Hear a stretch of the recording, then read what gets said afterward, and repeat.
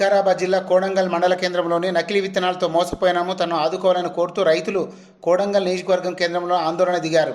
నకిలీ వరి విత్తనాలు అంటగట్టిన పట్టణంలోని Om trending fertilizer pesticides company నుంచి పరిహారం ఇప్పించాలని NH 163పై రాస్తారోకో చేశారు.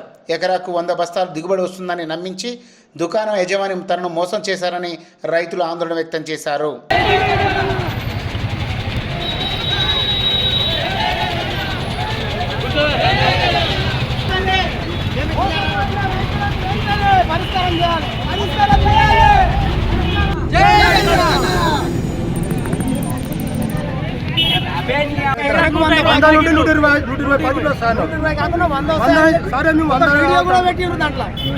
వీడియో పెట్టి వేరేతో చెప్పించారు. మా దగ్గర 100 బస్తాలు అయినాయి అని చెప్పేసి కూడా చెప్పారు.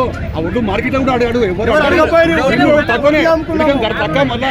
గవర్నమెంట్ పోయినందుకు ప్రైవేట్ 10 కిలోలు 15 కిలోలు వెయ్యి తీసుకోవడానికి వచ్చిన మంత్రం మేము మా ఊళ్ళము. అది వేయకుండి వదిలేస్తే 100 నుండి 120 వరకు 100 బస్తాలు అవుతాయి అని చెప్పారు. అంటే దీనికి తగినవి ఈ వస్తువులు వేస్తేనే ఈ దిగుబడి వస్తా అని చెప్పారు.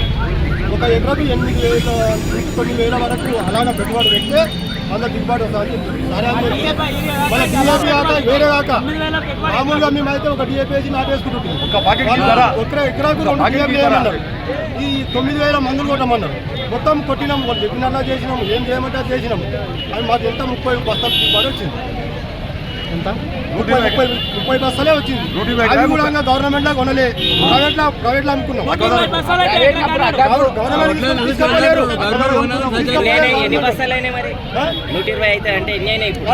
బస్తాలు అయినాయి. 30 బస్తాల కానీ ఒక ఎకరం. నేను 2 ఎకరాలు తీసుకుపోయాను. ఇప్పుడు ఏం కోరుకుంటున్నారు మీరు? ఏం కావాలి?